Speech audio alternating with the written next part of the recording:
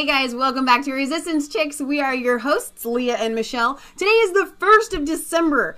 I'm not quite sure it's set in. I don't know where you guys are at, but here in Ohio, we are having some sort of like Bermuda weather. I mean, like you're practically out in like short sleeves today. It's ridiculous. Yeah. So I know that yesterday in Yorkshire they had snow. Yeah, they did, didn't they?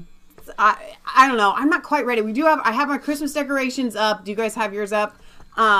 We don't have room for a tree, so we do a big giant nativity on our baby grand piano. And so I'm trying to feel Christmassy, but the weather's so nice, and I have to be honest. Like starting in like as soon as Christmas is over, I already kind of start dreading Christmas coming back. I don't want to be like a Grinch. Like I love to celebrate Jesus, but like the holidays and the rush, and I'm hoping and I'm praying that this year it will be a more calm, peaceful holiday season because people are reflecting because we're winning. You know, like inner peace, rejoicing, not quite so commercial. I know Horatio shared a video with me and Leah. In the UK, their Black Friday was a little bit different than ours. You know, people just kind of walking around with their little trolleys. They call them trolleys. You know, they got their big screen TVs. There was no like hair pulling or anything like that. So maybe, at least in the UK, they may have a more peaceful holiday. They got a lot of Walmarts there. You got Walmart people there? I don't know. We need to do that song just for fun. Who sent you that? Have you guys seen that video? So What did it So in his What video? did that in his... What? How did it go again? These are the people of Walmart. Yeah, you guys need to just Google this music video. All right, so we have a lot of news to bring to you. What are we going to start with? Kate Steinle. I'm really disappointed in this, and I can't imagine being the victim's family and waiting so long to at least have some semblance of justice, and then nothing. Yeah, so Kate Steinle was, I guess, at a pier in California, and she was shot, and she died. And the defense for this man who was an illegal alien, who had been deported 5 times, and he brought back, he was a felon, and the defense said that his gun accidentally went off. He found a gun. He found a gun that That's was even stolen better. from the BLM, the Bureau of Land Management. He found a stolen gun. That's your first hit that he's probably not telling the truth. Yeah. Nobody finds a stolen gun just sitting around on the ground somewhere. Right. He obtained a stolen gun. Oh, well, I don't know. It could be something that just, it's like an empty can, like a wrapper, gun. Just gets discarded. I'm done with that. Stolen a week before from the BLM. He obtained a gun illegally. Was in possession of an illegal weapon. And that is the truth. And he said that the gun, I guess, fell on the ground or something, and it ricocheted off of a pier and hit the girl. And he didn't even get involuntary manslaughter. It was just an accident. If you're going to pick up a gun and it goes off on you, you almost have to get something. Yeah, well, especially a stolen gun. Yeah, that's not yours. And if you're an illegal immigrant who's been deported 5 times. Oh, no. But Leah, don't you understand? It's actually better for this to happen to you if you are an illegal that's actually the alien. That's actually the thing. So if you're going to commit these kind of crimes or have these kinds of accidents happen, it's better if you're an illegal alien, because if you were a white dude, you'd be in jail. Well, absolutely. You'd have the whole book the rest of your life. So, little known fact, the title of this is Build the Wall. Michelle and I aren't build the wall people. No. I get claustrophobic. Yeah. The idea that I can't Don't just fence me randomly go into Mexico if I want to. Okay? If something of the world goes crazy. However, any arguments against the wall are gone. Right. When you have sanctuary cities, now he was allowed back in because of sanctuary cities. And if you have cities and states who are not willing to enforce the law of the land, right, and these people are being deported, and the felons are always the ones who come back. Right. It's not like the mom with her 3 kids who really need help. Right. These are the felons that are always coming back. Right. You have no choice but to build a wall. Because you don't need a wall. Because actually, everybody who heard that Trump was, all the illegal aliens, when they heard Trump was elected and he was going to crack down on illegal immigration, many of them self-deported. And most of them weren't coming over. Right. You can, if you enforce the laws. Well, that's already happening right now with the measures that ICE has taken. Their hands have been untied, and they have done essentially a virtual wall. Well, but see, here's the thing. With the floating of the DACA, then people are coming back. So it's a right. tug of war You're right. Between the sanctuary cities and the DACA. Mm-hmm. And when Trump first came in, they were all self-deporting. Mm-hmm. And the ICE was doing their job. But when you have sanctuary cities who are saying to ICE, it's a big green flag. I'm not going to work with you. Right. These people are criminals. I know that they're criminals. We want them in our city. That's what they're saying. I know. They're literally saying we want them in our city. We know that they have DUIs. We know that they have, even speeding tickets. I mean, seriously, you don't get a chance if you're here illegally to break the law. Why is it, do you think, that the sanctuary cities, because Cincinnati, our mayor, declared Cincinnati a sanctuary city. Why is it? What is the globalist agenda, leftist agenda that is saying we want these horrible people, not illegals, but the actual criminals? Why do they want to give them a pass? The main reason is so much different than George Soros' initiative in Europe. I know for a fact that lefties can't argue with me. They want slaves. Yes. They're They're the party of slavery. Yep. And they want slaves because every time you hear a leftist, mayor, they all say that they contribute to our economy, but we know that they're not contributing to the economy through buying. We know that they're not becoming wealthy. They're not buying houses and things like that. They are working at for wages that are below the average American wage. And so they get cheaper roofs put on their house. Right. They get cheaper drywall. Right. They get cheaper strawberries. So it correlates to the criminals in the same way as Muslims and the actual Muslims that commit these horrific acts. Absolutely. If you say that, if you lump all Muslims together or whatever, and these criminals, if you address the criminality of Islam and the suicide bombers and the car drivers and whatever, then it really does reflect upon Islam as a whole. And so I guess here they have to hush the criminality of the illegals because they want their slaves. And if they were to address and say, you know what, we've got the MS-13 gang, we have these illegals are coming over and they're bringing all, they're allowing drugs to come in. If we talk about those issues, then it reflects poorly on all illegals. And so that's why they have to put a lid on it, right? Exactly. And here's the thing. You made a really good point.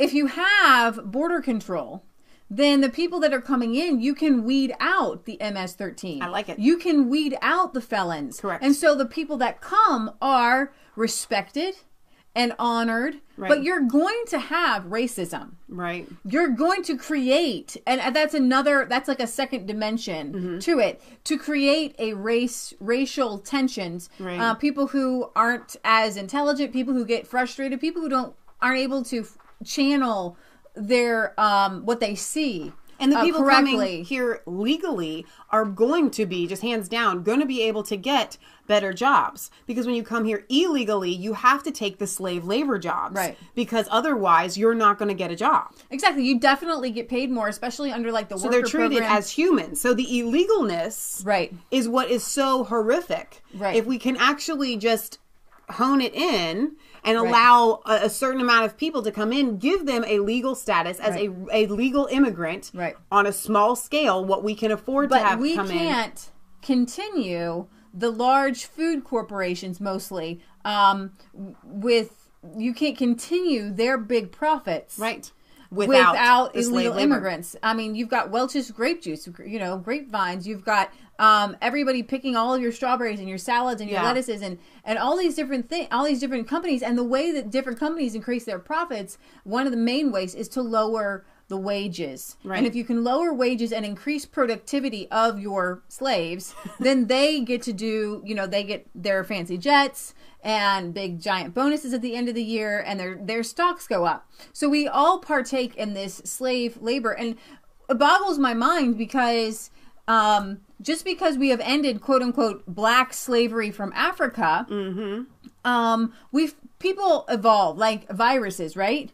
A virus evolves. Yes. And so what they found adapts, is that is what you're saying. Exactly. Evolves and adapts. So what they found is that slavery, just literally bringing people over on a boat and housing them on a plantation, right. people are repulsed by that. Yeah, it's kind of repulsive. But if you put it in the guise of we're helping these people. We're helping they poor wouldn't people. have this kind of opportunity, and they get to send money back to their before. They get to send their money back to their family. Their little tiny amount of money. So if I can pay somebody, $4.50 an hour, that's better than what they would get down in Mexico. And they can send that back down to Mexico, even though it's ruining their economy down there in Mexico. I feel like I'm a giver when I do that, when I pay the $4.50. And that is the lefty bleeding heart I really thing. am giving to them. It's so giving repulsive. them an opportunity. Can we we need a word for this because it makes me so angry I can't even speak. Gut bile?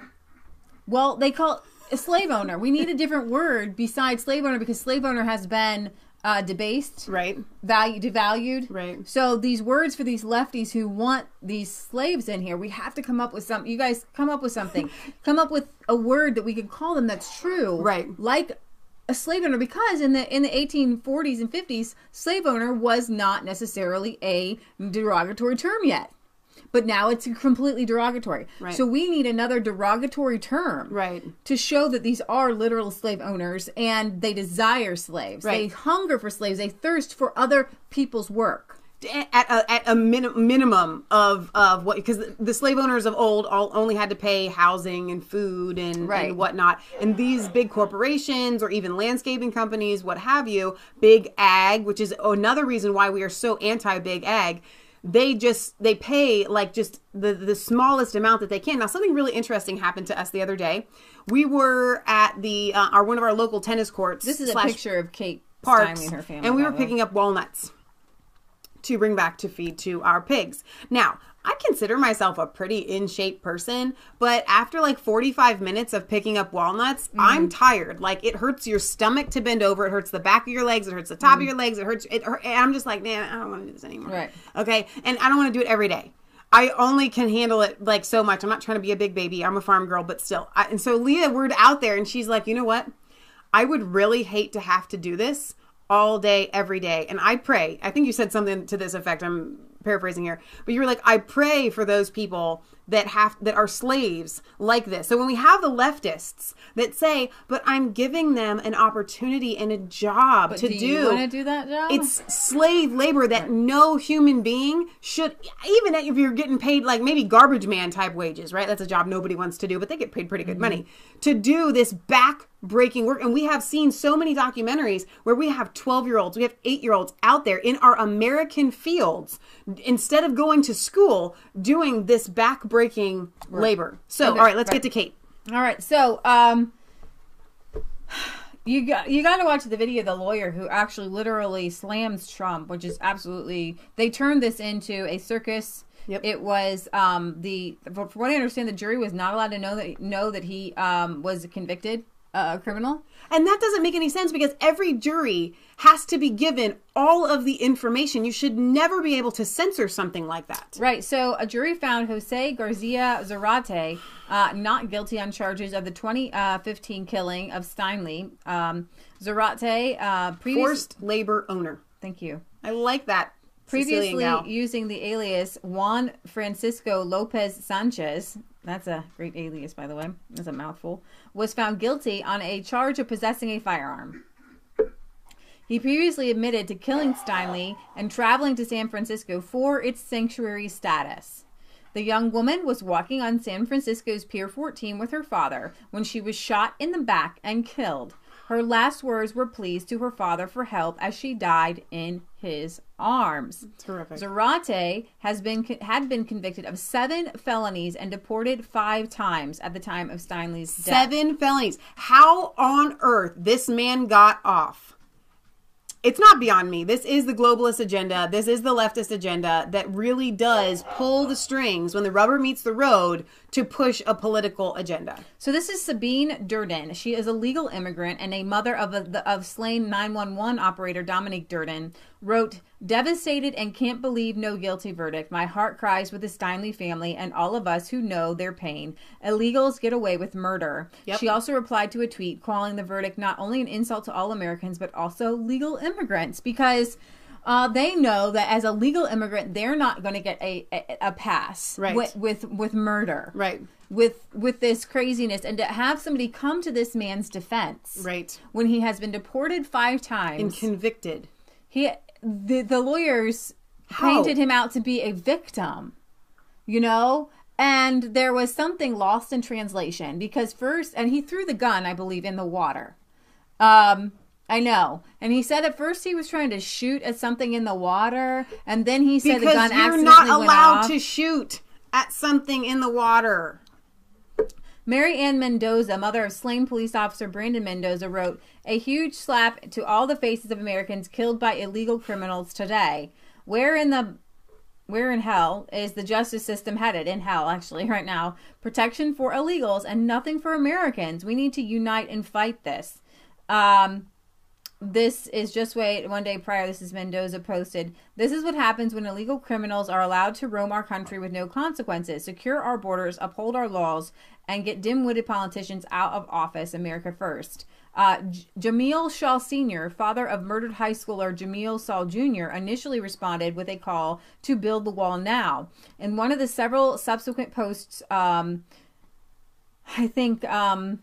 he wrote, "Like I said before, we give them the American dream. They give us the American nightmare. Deport illegals the first time and we won't have these problems." So these are people who have had relatives who have been killed by illegal immigrants, and they are furious, fit to be tied. Now, if there is, she's gone. Right. This man should be held accountable. However, I have goosebumps all over me. If there's anything good that will come out of this, it's that we are going to get that wall. I don't want it. Honestly, you guys, I think it's a waste of time and it's a waste of money. Right. But we have a wall in our backyard. We didn't want to have to build it. It was a waste of time. It was a waste of money. But many of you are new here, but we had our own legal battles with our uppity, yuppie neighbors who didn't like that we farmed and that we had pigs and chickens, which we keep. And everybody who actually likes pigs and chickens says it's beautiful and wonderful and doesn't smell and things like that. However, they were complaining. The whole entire thing started before we even had the pigs. No, it started with a tent that we had, a storage tent. And so my point is that over time, we had like 2 years with them going back and forth. We had the law on our side completely the whole time. Right. And they went around every circle, even tried to sue us twice. Yep. Tried to get neighbors to sue us. Nobody would sign on to their... They made our lives a living nightmare. They made our township a living nightmare. Right. My point is that we eventually... to calm them down, built a giant, gargantuan 250 fence feet that you can't see through. And since then, it's been calm. It's great. So I think that we have a tiny little border. Yes, we do. And we need a big border in America because unless we stop the stem of illegal immigrants coming and going, they come and go. Right. You know, we have to stop it, you know.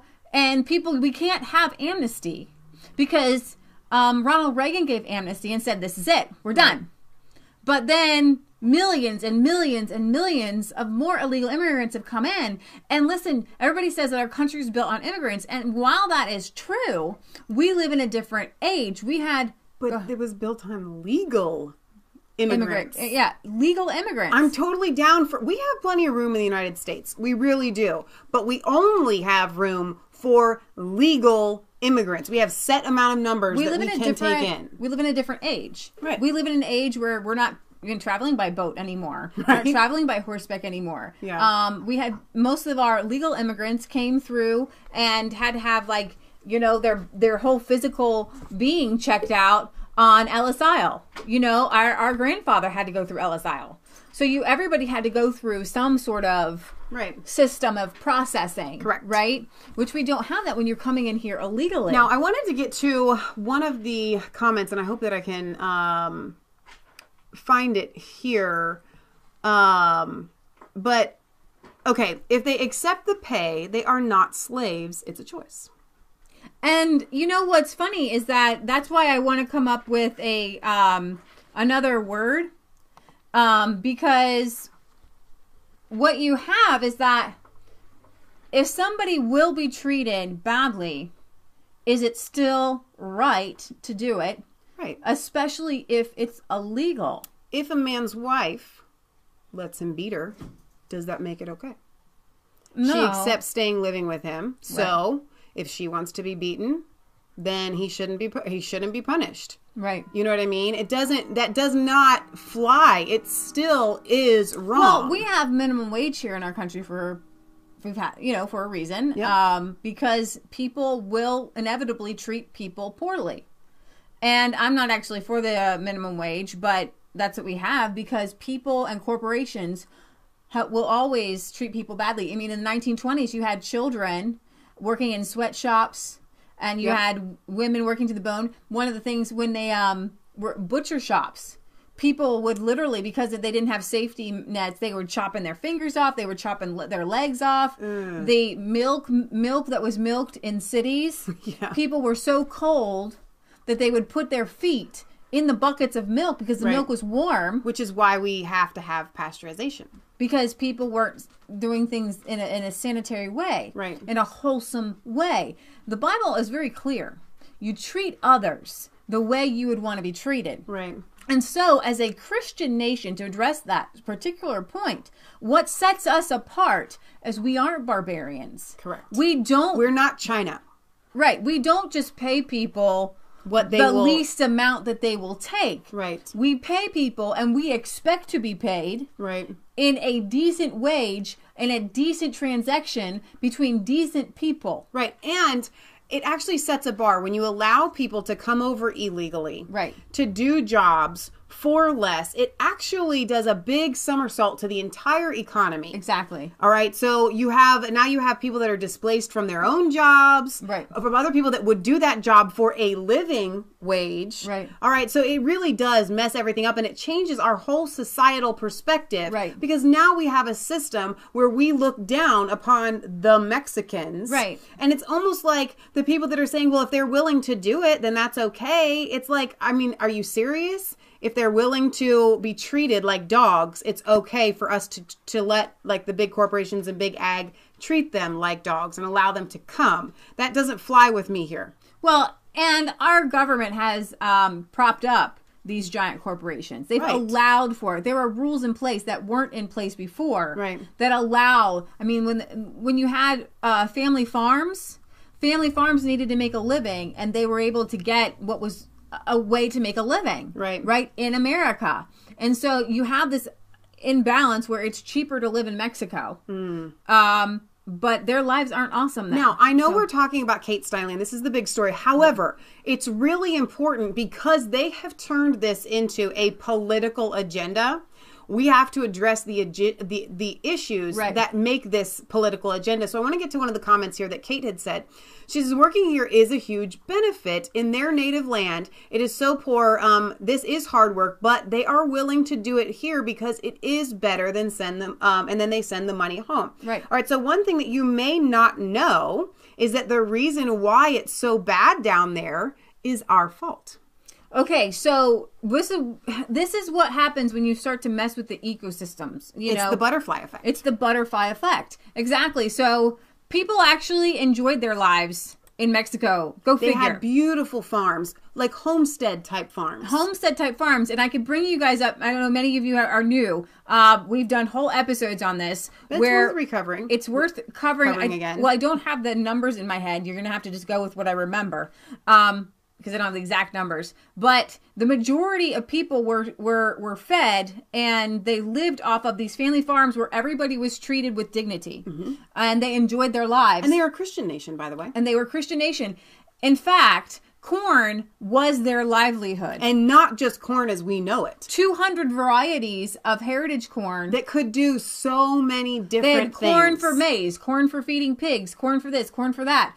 And it was a beautiful corn kaleidoscope. And they used it, and they raised hogs. And so they had an economy that was lovely and loving. It gives me goosebumps to think about. Okay, they even said that they would go out when they would, all farmers would go out when they would plant their corn, and they would pray over their corn and ask God to bless their harvest. Right. And so you had these mini farms that would employ people on the farms, and they made enough to actually support their families and have their wives stay at home. Now that is a decent living. Yeah. Right? Yeah. Okay, so what happened is that our government, you don't need to yell, started to prop up Monsanto and GMOs in America and subsidize your tax-paying dollars. This isn't capitalism. Right. This isn't, finding the level. This is our government. Your tax dollars subsidizing giant, huge mega farms. We're talking thousands of acres, right? With big machinery. And what would happen is that with this corn and with NAFTA, with the North American Trade Agreement, what happened was that we flooded the Mexican market with cheap corn, and it was too tempting not to take it. And it destroyed Mexico's entire economy. All their farms, their pig farms, everything. Like destroyed.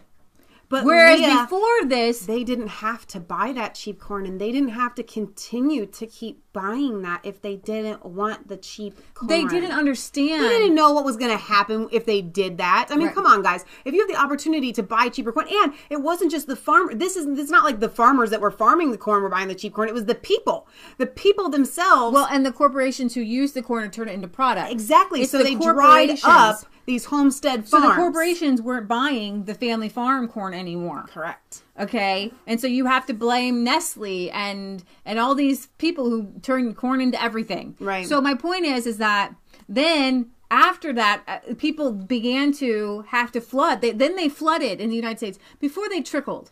Then they flooded. Yeah. And you can go back. What else would you do? So I don't blame them. Right. But I do believe that we have a responsibility to stop, first and foremost, to stop the flooding of this cheap Monsanto corn. We need to get rid of Monsanto altogether. It shouldn't even be here in America. Our farmers shouldn't be subsidized by the government. That's step one.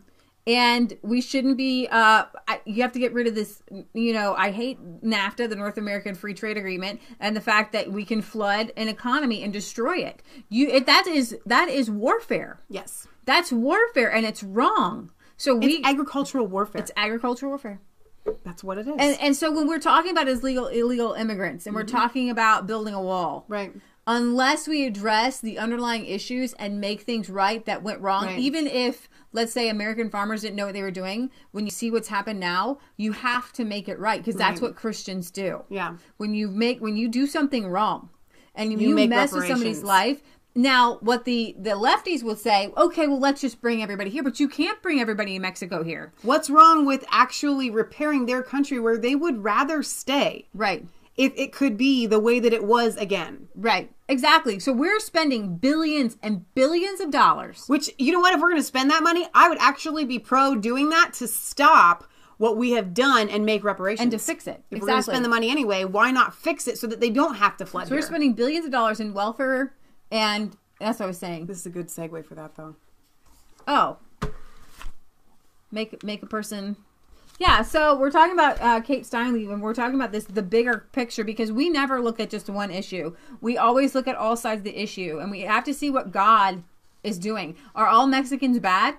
Why are they coming here? Mexico's a big country. What's going on in Mexico? Are they in some drought? They're beautiful, amazing people, and they should be allowed to stay in their country and have they don't want to come here. Okay? They only want to come here because they are starving and their lives are miserable. Their lives weren't miserable before NAFTA, before we flooded their nation with cheap corn. Mexicans can sustain themselves in a very beautiful way. And be happy. So this is World Vision. They are a wonderful organization. It's a Christian organization. They help starving people all over the world. And I got this in the mail yesterday. And what I love about this is that this is a gift catalog.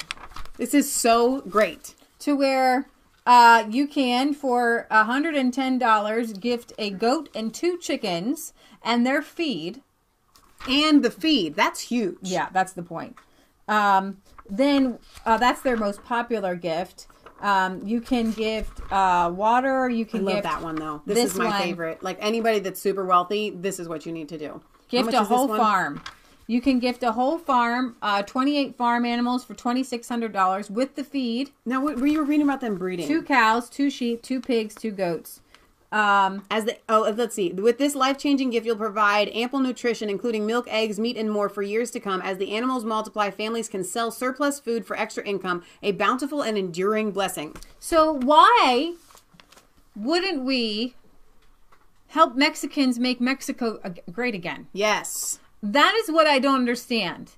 Why is it that these lefties don't get that it's not about us. It's not about making America great again. Why is it that we're like, well, they're coming here, they're helping us, we help them. Why not just be the bigger man and help them where they're at and allow them to stay in their country? You could feed a man a fish. Or teach him to fish. And give him a fishing pole. And it just boggles my mind that you would rather have people who are complete Noah's Ark package. Bad off. And so because they're bad off, you pay them cheap wages. Now, right. If I knew somebody who was bad off, which we have had, we brought a young man in named Justin. Yep. And he lived with us. Now, he did work around the house. So what you're saying, when you're saying it's okay to pay people cheap wages, is I brought this person in, he needed help. Yep. But I could treat him poorly and provide for him in a way that was subpar and substandard, in a way that I wouldn't want to be treated. That dude got so much food, and you can't, I mean, imagine, I show you guys the baked goods she makes. I mean, come on, he was treated like a king. So if you really see somebody in a bad way, you treat them the way you want to be treated. Exactly. You don't just treat them like a slave. Of them. Like, well, I'm helping you, so you have to do this, and yada yada. I mean, seriously, $2,600. You can gift an entire farm practically. So the point was, you opened up this catalog and you were like, why aren't we doing this here in America? Well, vegans, for one, you can't. Oh my gosh, it's totally okay. I mean, I think that even the vegans would be okay. Water, one well will water 300 people. Tell them about your vegan post. I mean, come on, because that was what you said there was really valid. The vegans, they have to understand. You can show them some pictures right that here in these third world countries, they won't survive on your vegetables alone, okay? Vegetables are daggum hard to grow. You know what's a lot easier? Animals. They have to have this in order to make their economy work. They're little, like, mini economies that they have. And, I mean, come on, look at how gifting little chickens to that smiling face. I mean, seriously. I absolutely love this idea. I think we should be doing this in America because... Why is it that we keep feeding them the most... And actually, and somebody made this point the other day, welfare and food stamps are not designed to feed people. No. And the very first food stamps were actually designed because we had subsidized farms too much with too much food. And so they had Americans buying it at a discount, and that was a food stamp because they produced too much of like corn and wheat and just simple products, just simple things. And that you can go and buy a lobster with your food stamps now. Well, yeah, but that's funny. Okay, but seriously, so how does this tie in? The point is, in Mexico, we should be, if we're going to subsidize anything, it should be things like this, helping their farms, their economies with actual like homesteading, back to earth types of things. Sure, and I believe, and this is what I can get behind. Yeah, 100%. In welfare for all the black communities. I want us to plant fruit trees. I want us to give, and they've done it in where you could use your money at farmers markets, but that's not enough because you're still just having to be part of a system reliant on somebody else. Why can't you actually make something? Do you know what it is like? What it feels like to own something, even if it is just a small plot of land and some animals. what it does, it creates a different human being. And when they have animals, they have to, take responsibility for them. And I'm hearing a lot of you guys, I know what you're thinking. Well, these people would just abuse it and use it. Not if that was all they were getting. It's either make this work or you don't get anything else. Okay. Right. It may take a little while, sink or swim. Okay. You're either going to learn how to swim or not. You know what I'm saying? I must have put it on my own page. But seriously, it would, if they realize that this is what you get: land, you get seeds, you get animals. This is what you get. Okay, so this is what got me going, and I know we kind of went sidetracked, but this is a very disturbing advertisement. I'm gonna play the whole thing. I'm gonna play pieces of it. Oh, it's awful. It was really, really hard for me to watch. For vegans, tell you not to have any milk products. Stronger for years, and no one's questioned it. Yes, in its runny liquid form, this liquid cow teat spray pairs perfectly with everything from your high fructose flakes of corn to your sugary discs of fat, or just by itself. Mmm, so fresh you can still taste the animal milk sack that we squeezed this out of. Yes, this nutrient-rich ooze was meant for another mammal, but we'll tell you it's good for you by showing you that one athlete you like so much and put a glue that looks like milk on her upper lip. Right, athlete? Do you have this product? Oh, ho, ho, what a slogan! And all those sugary treats wouldn't taste good without my solidified udder fat. That's right. Most baked items, fried items, or generally cooked items use slabs of the fattiest part of the cow goo. Or sometimes you spread it on top of the baked things once they're done. Either way, we make sure that you're always eating it. Or you can have our aged cow titty goop. Depending on how long we let it get moldy, changes what kind of fancy block of solid pus it becomes. And if we can't... So it's more of the same, the rest of it. That was the vegan propaganda. Now that's how they feel about it. I said I don't get vegan morality saying humans shouldn't eat meat or milk animals. We are omnivores. We are not ruminants. If we were made to eat grass and hay, we would be able to digest it. And guess what? Grass would actually taste good to us like it does to ruminant animals and even omnivore animals who live on a farm who can digest grass like our pigs. For thousands of years, intelligent people realized that they couldn't eat the grass and most wild vegetation, thinking, biblical hills where there's just, mountainsides with, patches of grass and goats, right? You can't farm there. Hang on, though. Let me tell them what we do for our pigs. We bring them branches. We bring them sticks. We bring them leaves. We bring them grass clippings. Anything that we cut down, excess, tomato plants. That's poisonous for a human to eat, by the way. You know what I mean? We give those to the pigs and they can eat them. Right. It's amazing. And then they turn it into bacon. And goats can weed out poison ivy. Anything. Can you eat poison ivy? No, you can't. I would not recommend that. No, bad idea. So back to, people realized that they couldn't eat the grass and the wild vegetation and the poison ivy, but cows and sheep and goats could. Did you say sheeps? Sheep. Sheep, I say rich. I wrote sheep. I wrote sheep.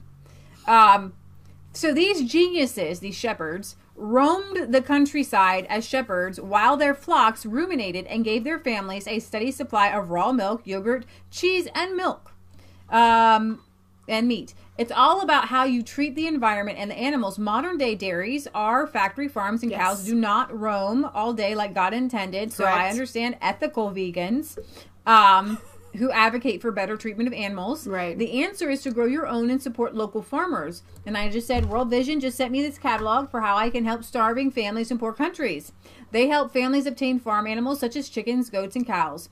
Being a vegan is a first world grocery store, big corporation luxury where elites look down on third world shepherds and farmers saying, when you evolve, you won't eat meat or raise animals for food anymore. When you evolve beyond your state of poverty, when you can get out of Africa and the subterranean where you might get some vegetation and to grow and the animal. Tell me, Leah, without the protein source of meat, where exactly do most of these vegans get their protein source? Soy. They get it from soy. Soy. They become soy boys. Soy boys. All right, so here's another. Wait, I'm not done. Oh, finish your thing. So forget that growing crops is difficult in some areas of the world, and in many areas, the wild growing vegetation in rocky or arid areas provides enough for roaming animals, but not for people.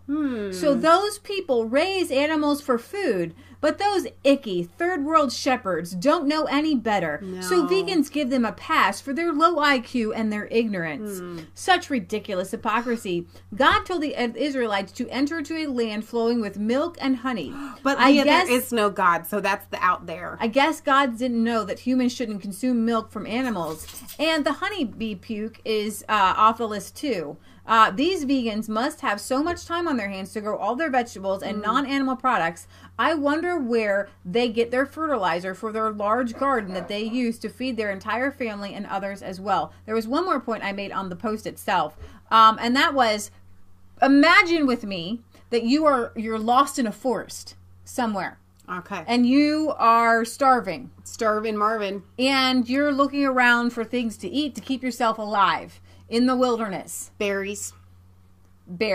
I've heard of like people chewing on bark. Bugs. Moss. Yeah. However, if you had access to a knife or even a gun or a trap, there are things that wild animals can eat that you and I cannot eat in the wild. But I'm pretty sure that these sanctimonious vegans would just starve to death because I just can't eat that little bunny. I cannot do it. Trust me, when you get hungry enough, you're either going to turn into a bunny eater or a cannibal. Exactly. Eat the bunny. And remember, like grizzlies eat other animals. They eat bunnies. What is wrong? Is there something unethical about a mountain lion? Yeah. Is there something unethical there?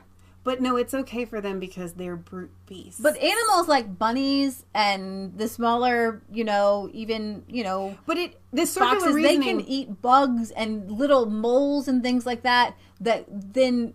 The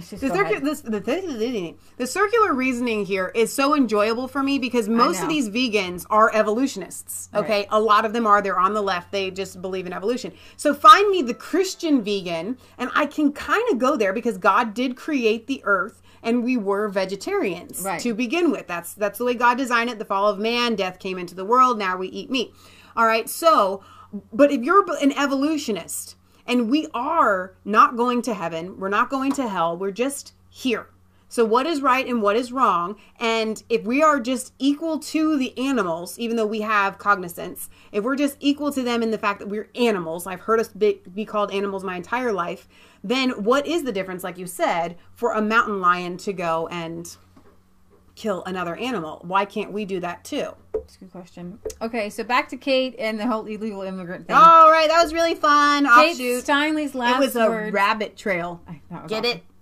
As she died, were help me God. Kate was beautiful, kind, happy, caring, loving, and deep in faith. Kate had a special soul, a kind and giving heart, the most contagious laugh, and a smile that would light up a room.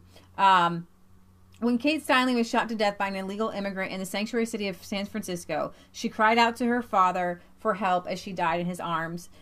Jim Steinle was walking with his daughter Kate, 35, on a pier on July 1st, 2015, when she was shot by a 5-time deported illegal alien with a 7-felony record who was using a stolen firearm. On Thursday, jurors decided that the illegal alien who killed her was innocent, declaring him not guilty of murder and assault with a deadly weapon. During a 2015 Senate Judiciary Committee hearing dedicated to families who have lost family members to crimes committed by illegal aliens, Jim Steinle spoke about his daughter, and I want you to hear what he has to say here. So, in fact, the day she was killed, we were walking arm in arm on Pier 14 in San Francisco, enjoying a wonderful day together. Suddenly, a shot rang out.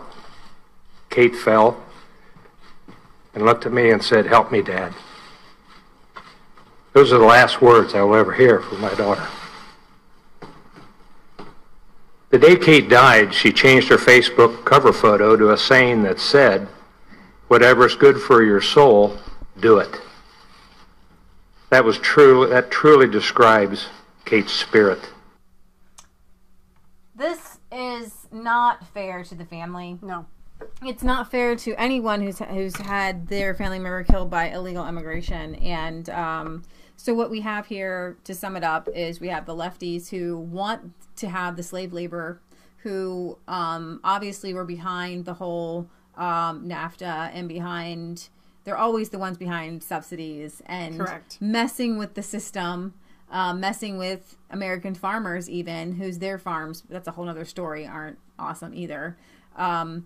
And so when you mess with the system, we have to get back to mankind just working with our hands and allowing the free market to work itself out. But that only works when people seek God so that they treat each other with love and respect and kindness. Because if you're going to rip somebody off, then you have to add law after law after law. Yeah. And that's why John Adams said, our Constitution is only for a religious and moral people. It's wholly inadequate to the government of any other. It will be destroyed as a whale goes through a nut, because if you don't have people who are self-governing themselves, Right. taking the law and looking at themselves and putting that mirror up to themselves and saying, what have I done right today? What have I done wrong today? How can I be a better human being? Right. How can I not? See, I don't wake up every day to try to Rip somebody off? You don't? I don't wake up to try to You don't connive? to hurt scheme? people, or to think, how can I cheat somebody, or even, rip somebody off or something like that. I don't think that, because as a Christian, I wake up every day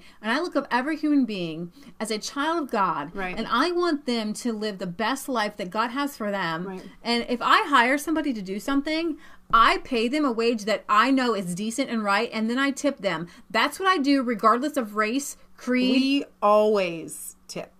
We always tip. Somebody comes to cut down trees, which is rare because Kansas and Leah and I can do it. But if it's something that we have to have a bucket truck in or something like that, we tip. If the guys come to pump our septic system, we tip. Now, tip. I'm not bragging. I'm to- just saying we do it because it's like, this person came to do this job, and I want you to know that I appreciate you. We always try to find the Right. the self-employed person. I guess I should clarify that. And I'm cut not going out to tip the the middleman. company. Yeah, Okay, the big company. I don't. people. Yeah, I always try to cut out the middleman and find the self-employed person. I want to make sure that tip is going directly to that person. Exactly, and then okay, this is what the rate is. This is what This is what the Right. job is worth. Right. And so when we know that most repair people or service people are getting paid a small percentage, and the rest goes to the corporation. Right. But our septic guys, their Septic Solutions, they're amazing. If you're local, you can call them.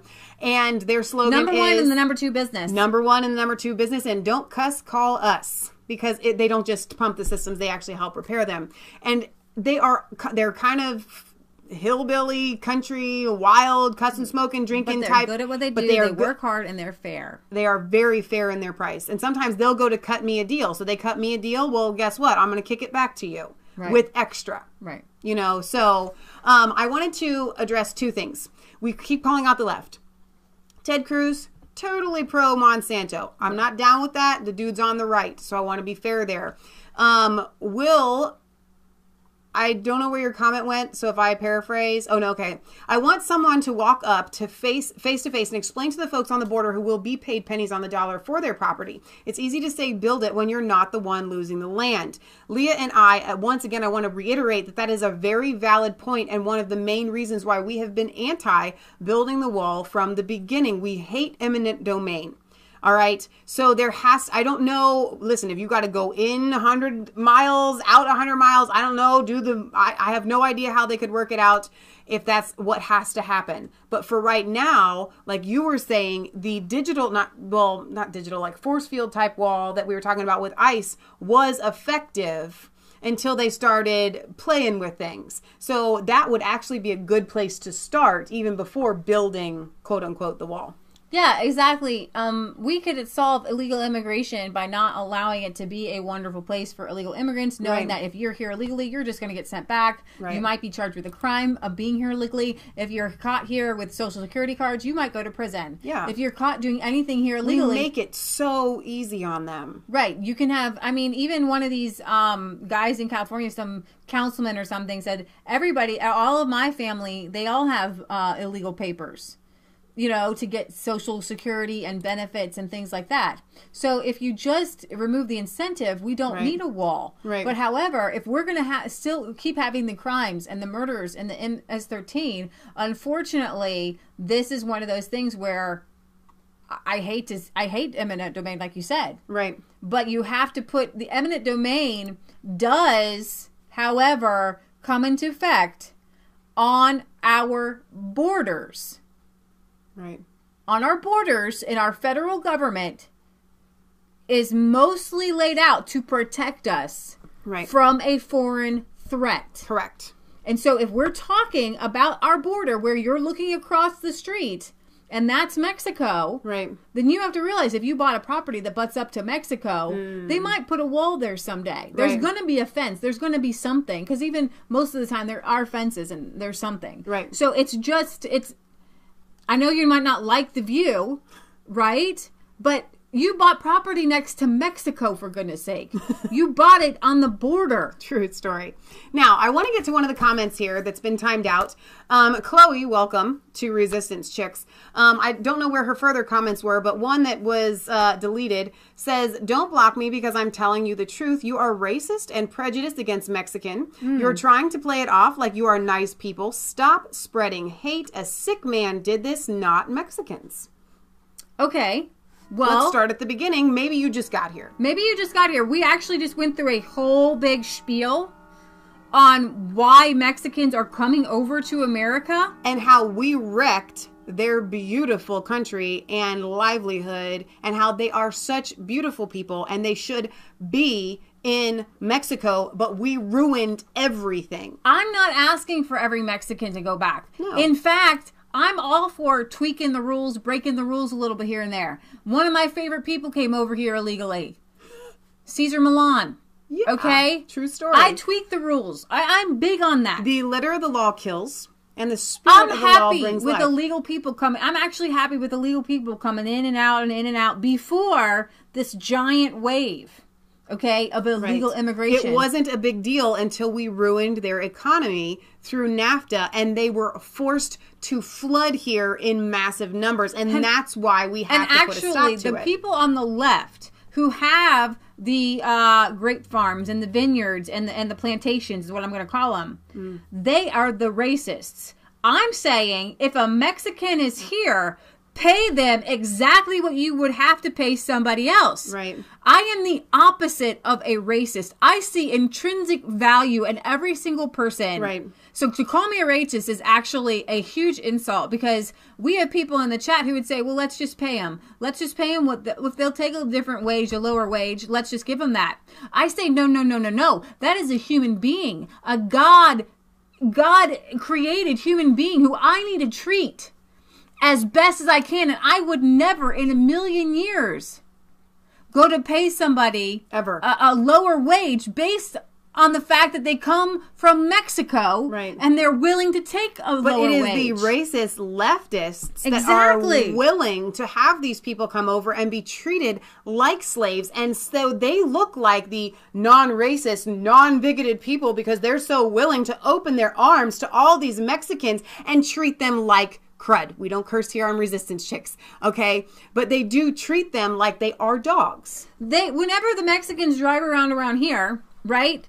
They're working on roofs, they're working on landscaping, they barely speak English, and people pay them under the table, and they pay them less than they would pay somebody else. Mm-hmm. And they work hard. I take it as a compliment when somebody says, hey, you work as hard as a Mexican. How is that a racist thing? I love it. We've had people say that to us multiple times. Wow, you guys work like Mexicans. And every time they do, I'm like, hey, thanks. That is a compliment. So it's the opposite of racism. However, a few bad apples will spoil the whole bunch. And if you've ever been part of school or something, when somebody takes advantage of the rules, everyone suffers. Yeah. So when you have the MS-13 and you have the guy that gets deported 5 times, right, and was a felon, but he is allowed back in here because of his illegal status, and then it has now become an illegal immigrant situation. Right. We have to address it all. If he's getting special treatment because he's an illegal immigrant and allowed to stay here because he's a criminal Right. and because he's an illegal immigrant,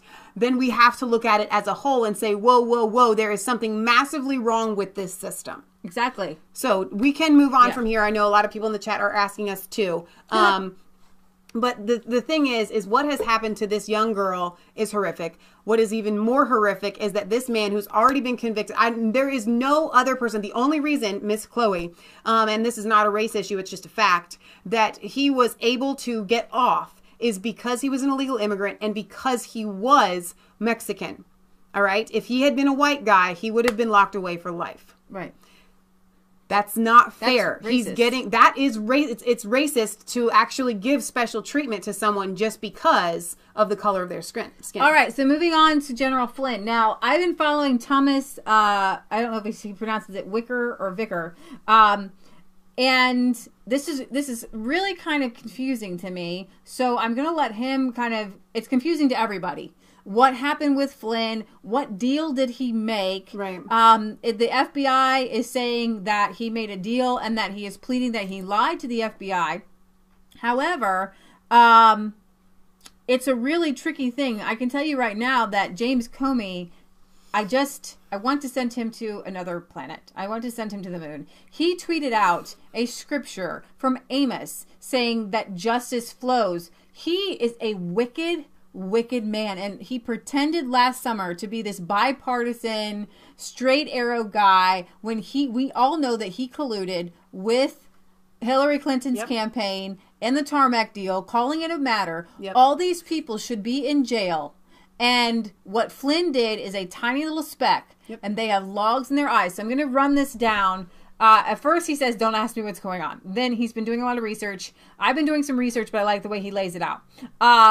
This is what the FBI said in January. So the FBI cleared Flynn of wrongdoing, but charged him lying about what he did. Okay, here's General Flynn's statement. It says, after over 33 years of military service to our country, including nearly 5 years of combat away from my family, and then my decision to continue to serve the United States, it has been extraordinarily painful to endure these many months of false accusations of treason and other outrageous acts. Such false accusations are contrary to everything I have done and stood for, but I recognize that the actions I acknowledged in court today were wrong, and through my faith in God, I am working to set things right. My guilty plea and agreement to cooperate with the Special Counsel's Office reflect a decision I made in the best interest of my family and of our country. I accept full responsibility for my actions. Now, he's saying that he had to plea because the legal bills, he can't afford them anymore.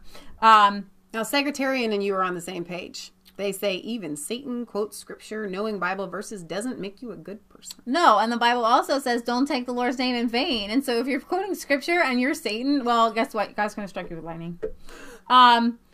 So note that Flynn also says the accusation made against him is false. So remember, when you're stuck against the wall and people are pounding you and pounding you and pounding you and pounding you, Right? My give up. My give up. Okay, you're right. What's that from? My give up. My give up. It's from a movie. Okay, I give up. Right. I give up. I give up. Fine. Okay. Right. I misspoke here. Correct. And that's what happened. His legal bills are astronomical, and his family is suffering because of the accusations made against him. He just wants it to be over. Right. This is torture by Mueller, who should have recused himself from this whole case anyways to begin with. Exactly. And the problem is they can't find anything, but they're looking really bad because they can't find anything, so they're going to try to pin something on someone. Right? This is pin the tail on the non-donkey. And It's from Star Wars. Thank you, Redneck. Thank you. Might give up. Let's see, the Russian narrative is damaging the country. As for the general himself, the retired 3-star general who had failed to declare payments from Turkish and Russian sources and who was reportedly under investigation for an alleged role in a kidnapping plot had appeared vulnerable to much more serious charges than making false statements. And then he says, no, none of that was real. That was from an article, okay? This is from the article. Flynn falsely denied to investigators that he had asked Kislyak, that's the Russian ambassador, in a meeting during the presidential transition to refrain from escalating the situation after the United States imposed new sanctions on Russia. So let me just break this down for you. You remember how Hillary Clinton, in the debates, told Russia that there's a, what was it, a 4-minute nuclear code response? I don't remember what it was. She gave away the nuke response. Right, and it was pointed towards Russia, and she was trying to go to war with Russia over Syria because they wanted to take Bashar al-Assad out. Right. Right, and that was the goal, and they knew that Russia was standing in the way and was working with Iran, right? And I'm going to get to something really cool when we're done with Flynn that I think is kind of funny with Donald Trump's tweets out of the anti-Muslim stuff. You're going to find a golden nugget here with us. It's just so cool. So stick around. My point is that it is now being said that the senior official who advised Flynn to try to make nicey-nicey with Russia was Jared Kushner. However, if we're throwing people under the bus, we have to recognize the bus shouldn't even be running people over. All right? Because if you're trying to de-escalate Cold War, nuclear war, we were talking about nuclear war at the time. I know, it was really scary. We're like, I don't know, this could be a thing. I think it's actually a good thing to go to Flynn and be like, hey, can we bring this in a little bit? So we actually have to go, we have to unravel these pieces of this onion, because the only reason Russia became the enemy was because they had to plant the whole DNC break-in on somebody. Right. And so they planted it on Russia because they killed Seth Rich. And exactly. And it was the most convenient for it really put all of their cards exactly the way they wanted in their hand. We're back in 2016-15 where the DNC and Clinton campaign are paying for this dossier and informants with Russia. Right. With Russia to get scoops on Donald Trump. Yelling in my ear. I'm sorry. I'm very fervent about this. Literally, it's starting to hurt. I wouldn't say anything otherwise. The FBI used that dossier, the Russian dossier against Trump, the dossier, to wiretap Flynn. Everybody's asking, how do you know he made false statements? Where's the wire? They were illegally wiretapping Trump's campaign. Right. So, anyways, there's a lot to this. Okay. So the quote from the article, he falsely denied that he had asked the ambassador in a separate meeting to delay a vote on a UN resolution, according to court documents. Now, remember, this was a UN resolution for sanctions, more sanctions against Russia. This is like war. This is war. We don't want to go to war. No. We don't want to go to war. Can we make nice with Russia? Yeah. And they have spent an entire year making Russia into our enemy. And God told me in 2015, Russia's not our enemy. Hang on a second, because let's bring North Korea into this for 1 second. We have little fat man, rocket man, whatever, in North Korea, just itching to, if he could send off a bomb to reach the United States and blow us all to smithereens, he would. Right. I mean, he would love to do that. Heck with the consequences that other countries are going to send. No, you're absolutely right. If he had the ability to know that he could send off a bunch of missiles and wipe everybody out and he would be okay, he would do that. Yeah, because he's psycho. And that's an enemy. I consider that an enemy. Right. I look at Russia. They don't really have anything that they want to do against us. Okay. There's corruption. There's Uranium One. But they're not trying to cripple the United States, especially by bombing. Right. So you know what? There's not really a reason for us to be enemies with I always Russia. Say, if we're friends with China, we can be friends with anyone. Exactly. They are human rights violation at the wazoo. Bingo. Okay, so how does the FBI know what Flynn said to Kislak in the meeting that the two had in 2016? How does the FBI know that he lied, right? Those meetings weren't recorded. On January 23rd, 2015, the FBI clears Flynn in terms of his phone calls to Ambassador Kislak. They cleared him in January. So how is it that he lied? And then he says this article is about what Flynn allegedly discussed in the phone calls. National Security Advisor Flynn discussed sanctions with Russia ambassador. The communications occurred before the Trump administration took office. However, the Trump administration was talking to a lot of administrations. So why couldn't you talk to Russia? You actually have to get things set up with people all over the world. You call people, you get meetings started. Okay. So Blue Horsey has a good question here. Do you think Flynn will say whatever he can to save himself? If he said he lied before, why believe him now? No, I don't think he would say anything. I think he's a patriot. I know he's a patriot. I know that they framed him. Yep. And that there was actually a quote where he says, if I did 1/100th of what Hillary Clinton did, I would be in jail. Thank you. We have to look at a pattern, right? It's the same thing with Roy Moore or whatever. We can look at Flynn's entire career and we can see where he is consistent, where he is honest over and over and over again. We don't know what might have happened that somebody above him had forced him to lie and he's taking the fall. We don't know. This is a kind of a one-off instance. But when it comes to him, lying now, or excuse me, now that he's told the truth, well, how do you know he's not telling? How do you know he's not lying about saying that he lied? I mean, it's ridiculous. You have to look at a character pattern in order to assess somebody. Right. I'm gonna. Sorry. I'm gonna bring up. That's not what I want. Putin has an arrest warrant against Soros. Let's see. I thought I just watched. The InfoWars afternoon show, if I can find it, I'll look for it in a minute. They had a clip with Flynn on RT talking about the fact that Flynn was going to the administration when talking about the Free Syrian Army, saying, hey, we're backing the wrong people. Right. We're backing the wrong people. And it was Obama's administration who ousted Flynn out because he spoke the truth. Correct. And so the administration and the deep state has had it out for Flynn from the very beginning. When they saw that Flynn, I hope you can understand this. With the biggest person that they had to get out of Trump's cabinet was Flynn. Yep. Number one, he knows lots of secrets, and he would tell them to Trump what's going on behind the scenes with Obama and Syria and Libya and all the different 7 countries in 5 years. Yeah. He was there. He was a general, right? He was ordered to do things that he found were not right.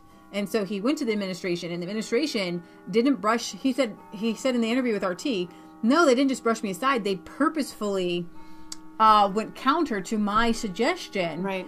And that goes along with the video I'm going to show you about the Free Syrian Army commander he was the one who broke that statue of Virgin Mary.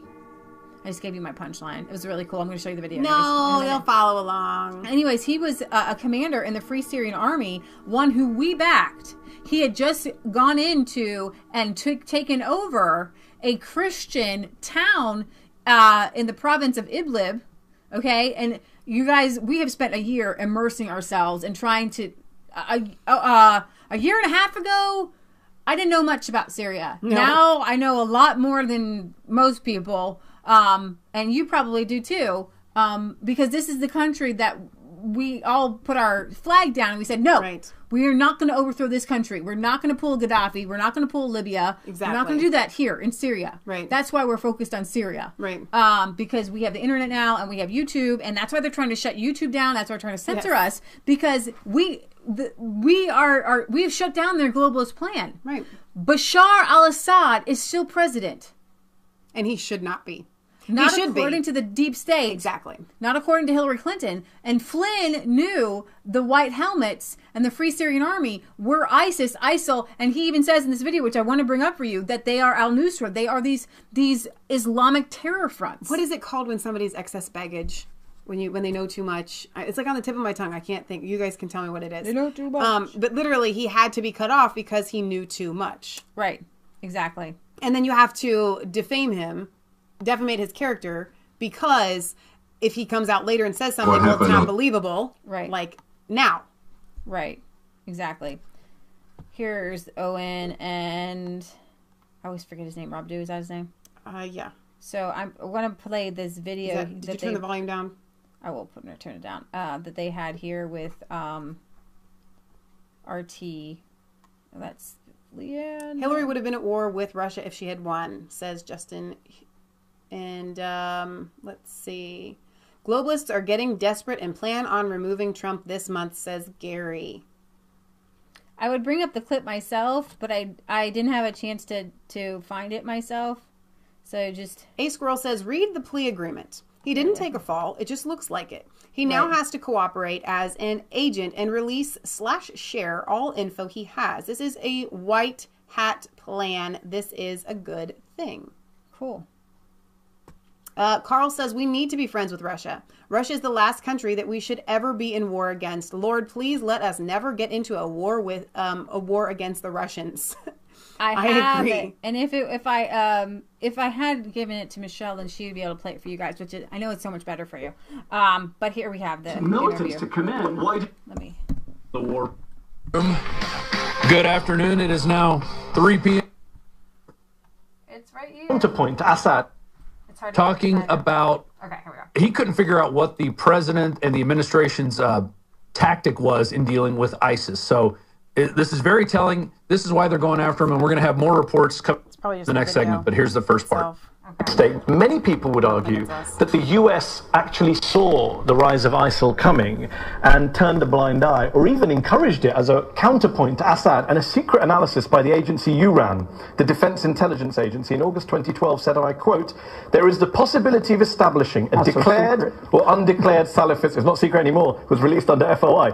The quote is, "There is the possibility of establishing a declared or undeclared Salafist principality in eastern Syria, and this is exactly what the supporting powers to the opposition want in order to isolate the Syrian regime." The US saw the ISIL caliphate coming and did nothing. Yeah, I think that where we missed the point, I mean, where we totally blew it, I think, was in the very beginning. I mean, we're talking 4 years now into this When we effort started in funding Syria. it. Most people won't even remember. It's only been a couple of years. The Free Syrian Army, that movement. I mean, where are they today? Al-Nusra, where are they today? And how much have they changed? When you don't get in and help somebody, they're going to find other means to achieve their goals. And I think right now what we have allowed is... Hold on, you were helping them in 2012. We've allowed this extremist... these extremist militants to come in. Why did you allow them to do that, General? You were in post. You were the head of the Defense Intelligence Agency. Well, those are policy. I took the liberty of printing out that document. This is the memo I quoted from. Did you see this document in 2012? Was this come across your table? Yeah. I paid very close attention to all this. So when you saw this, did you not pick up a phone and saying, "What on earth are we doing?"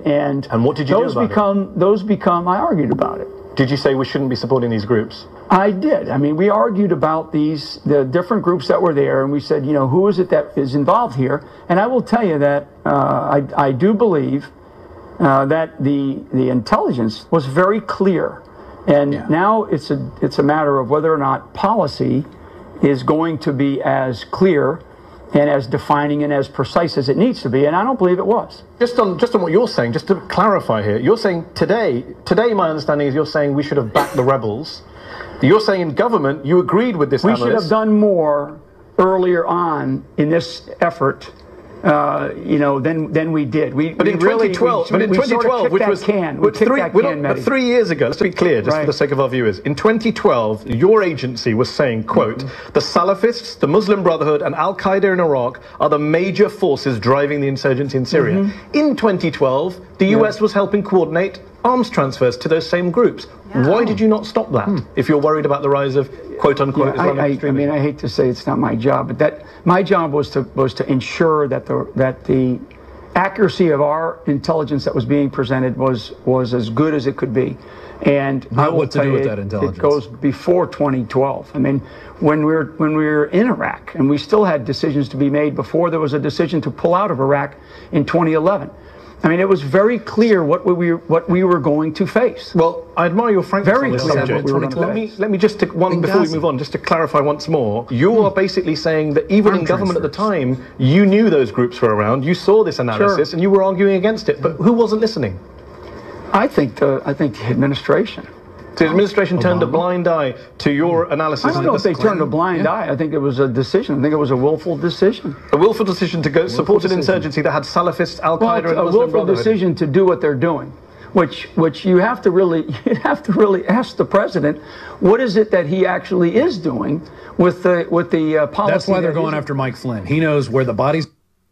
That's why they're going after Mike Flynn. Okay. That is so key, you guys. This whole thing with Syria.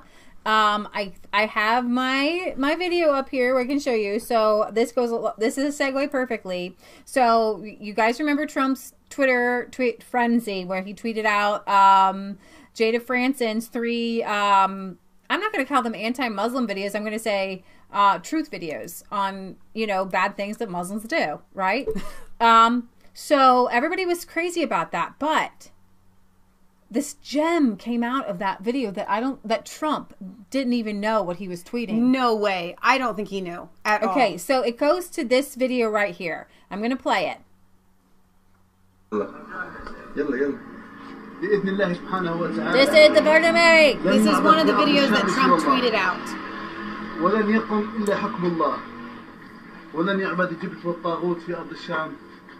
We hate Christians. We hate Mary. We hate Jesus. I'm going to give you what he really said. That's pretty much what he said. Okay. There will be no idols in this land. And he broke Mother Mary. So, all right. This particular video shared by the president is from 2013. And it shows a free Syrian army, an FSA commander named Omar Gabara, who destroyed the Virgin Mary statue as a group invaded a Syrian Christian town. Guys that we gave weapons to, backed and supported because they promised us that they would be good and they would treat Christians good. Of course they would. lied through their teeth because that's taqiyya and you can do that as a Muslim. Correct. In a geopolitical and deeply ironic twist demonstrating the absurdity of the contradictions of U.S. foreign policy, the radical Islamist commander was actually supported by the United States at that time as part of the Free Syrian Army, which the media and U.S. government deemed moderate. And so it seems like we have a schizophrenic government up there. But Trump, when given the proper information, always does the right thing. And that's why when given the proper information. He's not given the proper information. That's because they take out the people that would give him the proper information, like Flynn. When he put it, he had Flynn in there. He had a lot of guys in there who he had Bannon and Gorka. These men would have led him in a great direction, would have turned U.S. foreign policy on its heels, destroyed the globalist agenda. Now it's still happening, but it's happening from the outside. It's happening with you and me and, bringing in people like Roy Moore, crazy guy, right? But my point is that Trump, in his mind, knew this was wrong. Yep. So that's why he actually wanted to get along with Syria. When he ran on his campaign, there were Bernieites, and Caitlin Johnson was one of them who supported Trump because of his stance on not invading, interventionist wars. Right. Now, since then, he's had in the bad commanders, and Flynn is gone. But the fact that Trump tweeted this out, and if he gets this information and he realizes that Obama and Hillary and the deep state and George Soros were behind the push to fund, and John McCain was filmed with the white helmets. I mean, this neck here, it looks like complete. I think it's someone else's head or something. That's why when he says drain the swamp, I didn't mean to interrupt you. My brain is going 500 miles a minute. That's why when Donald Trump says drain the swamp and all the establishment Republicans, there is no difference. It is a quarter. The Democrats are on one side, the Republicans on the other side. All you have to do is flip it, but it's still the same quarter. Right. But the new people are coming in and they're saying, wait a minute, let's get rid of the whole quarter because this is wrong. Something's wrong here. Yeah, give us a silver dollar, man. Right.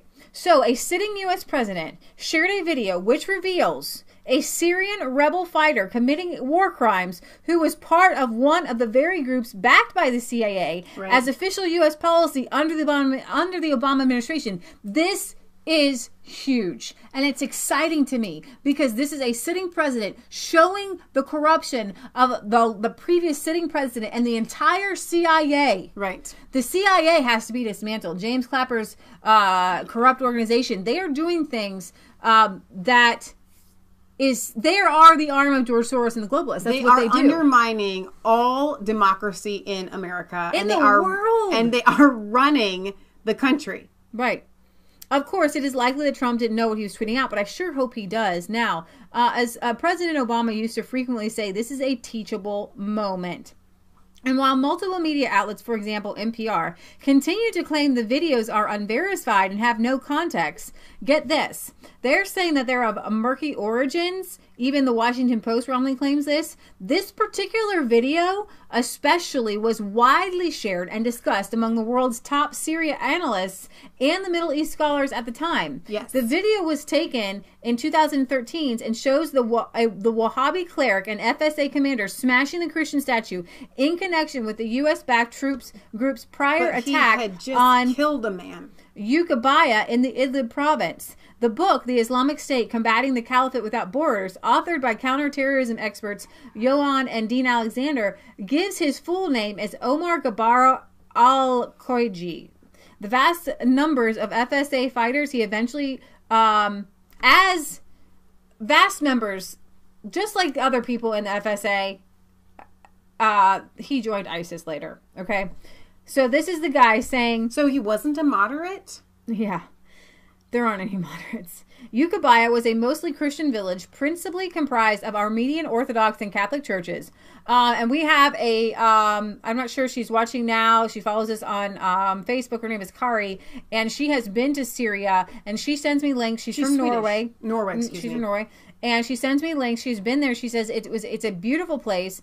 Christianity was revered there. Christians got along with Muslims. It was a beautiful multicultural place. This is consistent with all of the documentaries that we have watched, like when Tulsi Gabbard went. She's on the left.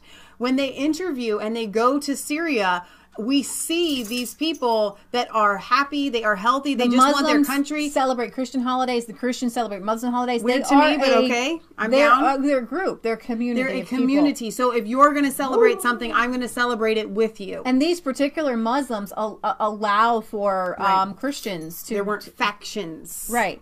And feuding. That's Jasper.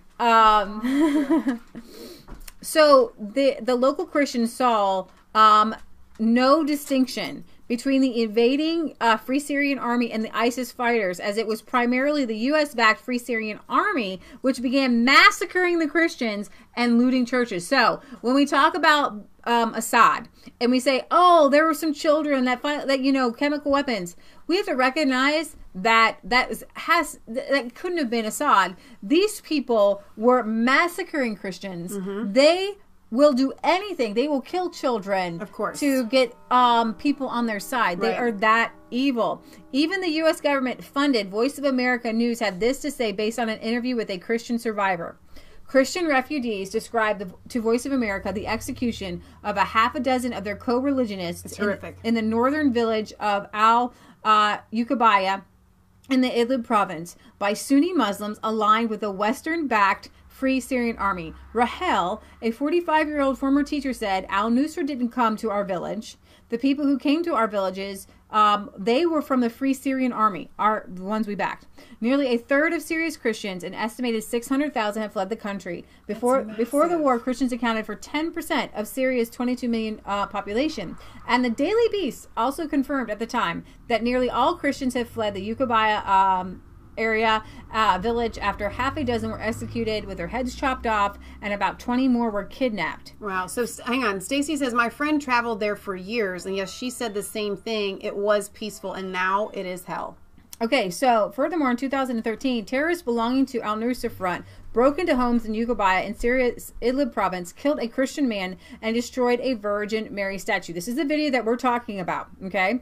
Upon arrival at the house that had the statue of the Virgin Mary, the Wahhabi cleric Omar Gabara carried the statue of the Virgin Mary after it was taken by militants from the Islamic State in Iraq and Levant, ISIL, and broke it by throwing on the ground. He stated that he and his fellow Wahhabis won't tolerate any form of worship except strict Wahhabism of Saudi Arabia. So we have aligned ourselves with Saudi Arabia and Wahhabism.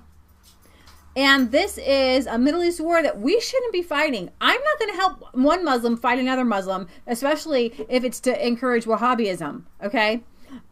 He says, God willing, only God will be worshipped in the land of the Levant, meaning only Allah, not the Christian God. And the terrorists who destroyed the statue said, noting that no other idol will be worshipped after these days. We won't accept the religion. We won't accept but the religion of Allah and the Sunnah of our Prophet Muhammad bin Abdullah. There are several sects of Muslims, and they fight each other. In 2012 and 2013, Omar Gabara's name appeared. It's just Garba. It's not Gabara. Can we call him garbage? Omar G. Omar Garbage appeared somewhat frequently in Western news reports as he was interviewed on a few occasions and presented as a moderate rebel. Of course. For example, by the BBC. In Arabic in 2012. This video below is one such example of Omar Garba insisting that he and his fellow Free Syrian militants would be tolerant and respectful of Christians and other religious minorities should they inherit power by toppling the Assad government. We'll be good. We'll be good. We'll be all right. Though he was subsequently outed as the destroyer of the Virgin Mary statue, as the edit of the video interview makes clear. So we know the rest of the story. Let me give you a chance to listen to his. From two angles, from the tactical standpoint, I do not support anyone foreign to come to Syria and fight along the Free Syrian Army.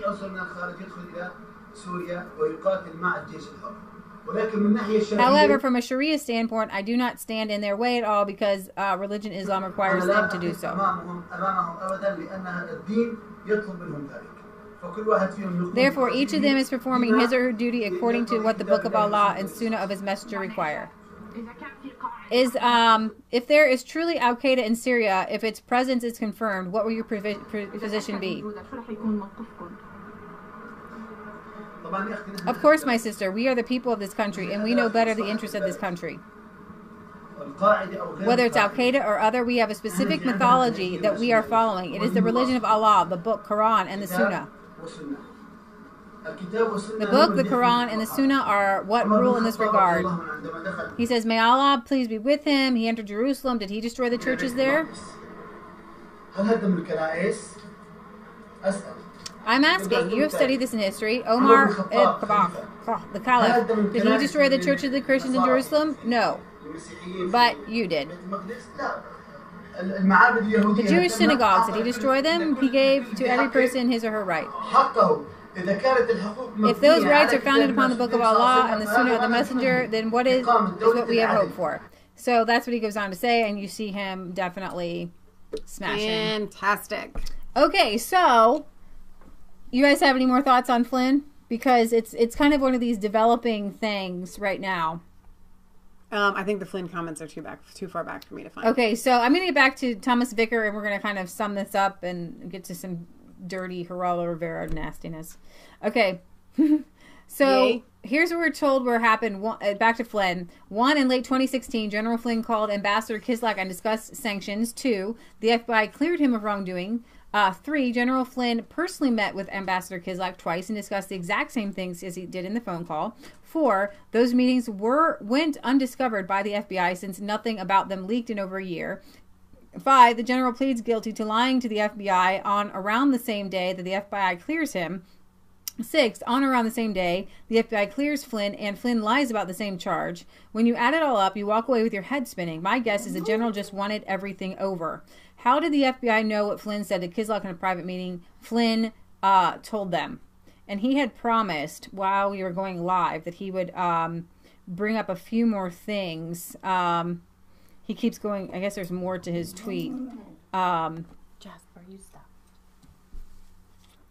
General Flynn, if you're ever in Los Angeles, look me up. We found multiple original copies of photo. Let's see. I'm not sure which one this one is. Let's see, a minimum. I consider this unimpeachable evidence that General Flynn was on a mission. Obviously, it was wrong of Flynn to give the FBI false information. He could, after all, have simply refused to speak with the agents in the first place. Since the general obviously knew he was being recorded, and since he could have chosen to not speak to the FBI, I'm now absolutely convinced that this was a military deception operation. Well done, General. Amendment 2. It was at Zycoat who predicted that Russia would help us with the North Korean nuclear weapon issue. Amendment 3. Here's the Michael Flynn Legal Defense Fund. Amendment 4. It was a Mildek and a counter-espionage operation. Stunning. No leaks on this. Not even one. Wow, the ramifications can't be calculated. And so I'm going to bring this one up. This one's new to me. This is developing, so it's hard for me to keep track of it all. No, I think it's great. They don't mind. The White House claims Obama administration approved Flynn calls with Russian ambassador. Former National Security Advisor Michael Flynn pleaded guilty Friday to one count of willfully and knowingly making false, fictitious, and fraudulent statements to the FBI about his conversations with Russia's ambassador, according to court documents. In a statement released after his appearance in court, President Trump instructed him to contact Russian officials during the 2016 campaign, according to an ABC News report.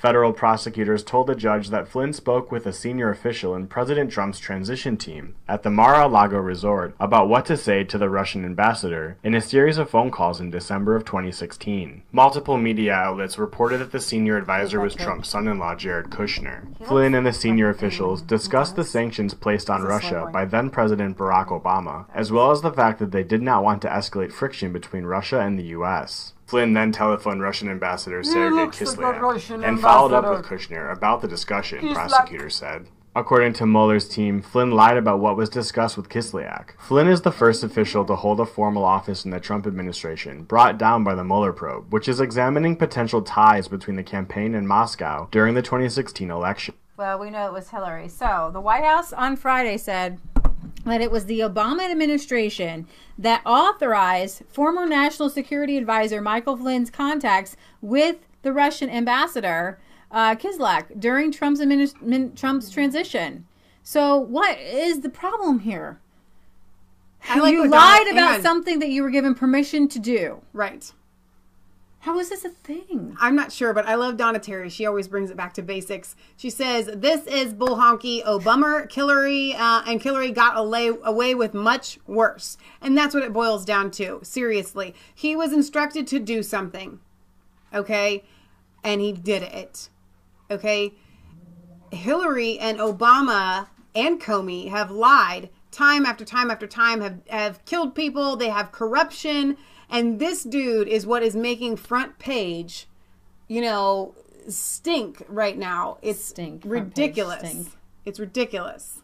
Right. Okay. So, you guys, I'm going to just keep bringing this to you because there's a few characters on the national scene that I get behind, and Flynn is one of them. I don't believe he's a perfect person.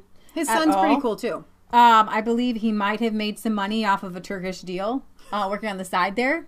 However, I believe that he was straight on and trying to bring us out of wars. And what kind of general? I mean, your whole livelihood is on war. What would make you want to get out of war? Make something really clear here to start with. Unfortunately, you don't get to any kind of position like Flynn, like Trump, like a Secretary of State, a congressman, a senator. It doesn't matter. You don't get to those positions, even our most beloved people, without having to compromise somewhere. Does that make it right? No, it does not make it right. We think we should drain the entire swamp, start over from scratch. That's why we voted for Kansas for president, farms for everyone. Our friend Kansas, if you're new here. But within that system of people, they're literally kind of forced into these corrupt situations. You have to. We don't have a choice at this point to choose the lesser of the evils. You know what I mean? And you have to be able to sympathize. What would you have done in that situation? Are you so above, you know what I mean, what they did? I'm not excusing anything, but what I'm saying is the fact that we're making a mountain out of this molehill and trying to knock over the mountain of Hillary and Obama, like Donna Terry says, it's completely disproportionate, and there is an agenda behind it. Absolutely. I think I might even have a tweet up of a picture. Oh, let's go to Rand Paul, see what he has to say here. Sure that the Obama administration did spy on Flynn. Now, whether it was direct or indirect, somebody was reading and taking a transcript of his phone calls, and then they released it. It is very, very important that whoever released that go to jail, because you cannot have members of the intelligence community listening to the most private and highly classified information and then releasing that to the New York Times. There can only be a certain handful of people who did that. I would bring them all in. They would have to take lie detector tests, and I would say, including the political people, because some political people knew about this as well. But we need to get to the bottom of who is releasing these highly classified conversations.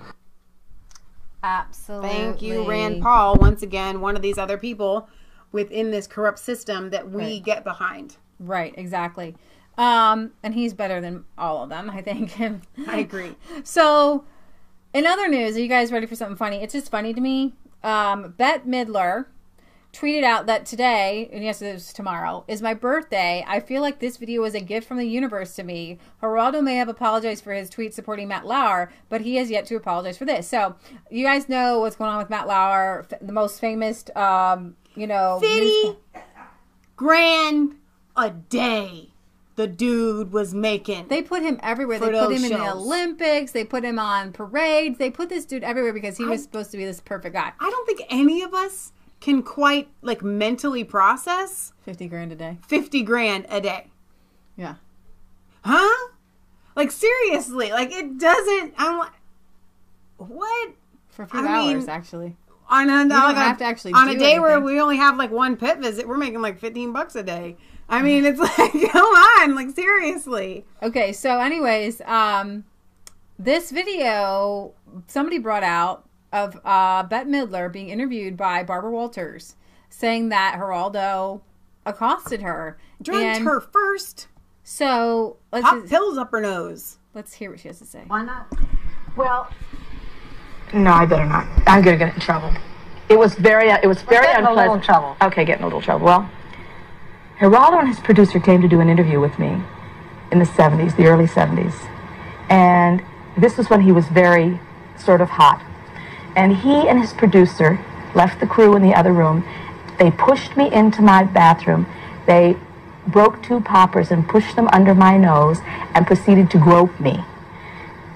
And I didn't have any grope me. I did not offer myself up on the altar of Geraldo Rivera. He was unseemly. His behavior was unseemly. And you don't remember? And my friend says, "Oh, what a charmer! Of course you slept with him after that." Well, let's go on to other things, shall we? I'll tell you the truth. If I had known he was going to be so, he was going to 20 years later, he was going to wind up a slimy talk show host. I never would have even let him in the room. You know, I mean, you have no way of knowing at the time that these things are going to come back to haunt you. So, she wants to move on, but Bette Midler wasn't finished yet. Right, yeah. And now, excuse me if I was sleeping on the job. Did you make the connection to Matt Lauer with Geraldo? And I totally missed you making that connection about the tweet. Yeah, because Geraldo Rivera tweeted out in defense of Matt Lauer and said, well, I could just bring him up. I'm going to bring up Geraldo's tweets. He had to Geraldo Rivera tweets Matt Lauer, because I could just paraphrase them, or you could just read them. People were pretty upset. So he apologizes, let's see, for his tweets that he said. He didn't sufficiently explain himself. He says, the guy has always been a creep. I mean, when I was a kid, it was Jerry Springer was the worst. And then there was Geraldo, which was only a step down from how horrific Jerry Springer was. I'm going to show you his book. It gets really bad. Okay, so he says, sad about Matt Lauer, great guy, highly skilled and empathetic with guests, and a real gentleman to my family and me. News is a flirty business, and it seems like current epidemic of sexual harassment allegations may be criminalizing courtship and conflating it with predation. Then he says, a jerk's a jerk in dating. Sex harassment should be confined to situations where superior imposes himself on subordinate who feels unable to complain because of power of perp or feared consequences to victims' employment. Shouldn't be used to get even with bosses or hated exes. Did he use the word courtship? Yes. Because Geraldo, where I come from, courtship is going, like Roy Moore did, to a girl's parents and asking permission. It's actually even further than that. It's not even taking her out on a date. It's asking for permission to court her because you have the intent to marry this girl. And then really old-fashioned people, like we kind of are, you're not even alone with that person until after you're engaged. It's just friendship first. I mean, this is courtship, Geraldo. It's not exactly popping 2 poppers underneath Bette Midler's nose and groping on her. That's not exactly courtship. Sex harassment allegations should require to be made in a timely fashion, say 5 years, 2, some contemporaneous corroboration like witnesses, electronic or written communications. So we And have the to have a settlements- witness now for like if somebody gets, raped or groped or something. And in settlements in multi-million, slight chance exists. Some victims are motivated by more than justice. And then he said, this issue is so red hot now, there is no room for any thought or opinion but hang 'em high. If news wasn't formally a flirty biz, then how do we explain so many newsroom courtships that have led to happy marriages? Now, this dude is disgusting. He married several different women that were under him. That's why he's putting himself in Matt Lauer's shoes, because we know that Matt Lauer had the sex button. Right. Where you lock the door, you get the girls inside. Correct. He was well known to have, he was married to his wife still. Married to her still. But he was well known to sleep with everyone within his office, and some of them were consensual and some of them weren't. However, he's still a jerk and a dirtbag. Yes. However, Daily Beast, this isn't the article. I have to tell you, every time Fox News puts Geraldo on there, I cringe. I'm like, why are you on here? Why are you here? Okay, so I thought that Geraldo was kind of a dirty, icky person. Oh, all along. However, his memoir in 1991 actually corroborates Bette Midler's story, because he does say that he was in a room with her and he grabbed her and groped her. Yes. However, it's dirtier than that, and I'm just going to give you a few highlights. Geraldo needs to be fired. Yeah. Okay, so this woman read his book and gives us the highlights. She actually wanted to know what was in this stupid book. So she read it from cover to cover, like in the library. Because I could not do that. And so he has a book, I think it was called something like Exposed or something crazy like that. But yeah, Exposing Myself. That's what it literally was called, Exposing Myself. Will called you out. Memoir. Okay, so I'm just going to give you a few highlights from this. And this woman's article is pretty gruesome. But we have children, so he writes about himself. Okay. And then he quotes people saying good things about him. And in one of these things, he talks about having in college, they had sex with a girl, and they did that, and that was his beginning of it. He admits to doing that. They didn't rape her. She was willing. Okay. But he says... So that makes it okay. In another life or whatever, he probably would have taken her aside and advised her against it. But since then, Yeah. But then those college then he says, makes. males' organs have no conscience. So he kind of puts himself that way. He impregnated 2 women and got them to have abortions, one legal and one illegal. So it's okay for Geraldo because at least he admitted all this stuff in a book first. Right. He married a woman, and they had quote-unquote fun parties where they would have giant mild orgies, lots of bed hopping. He was with a couple girls, but then there was a photographer there, and his wife went off with the photographer, and he came out screaming, I'm going to kill him. But he was with a couple girls at the time. Some weird romp. This is real. He writes this. This is what he's telling you what happened.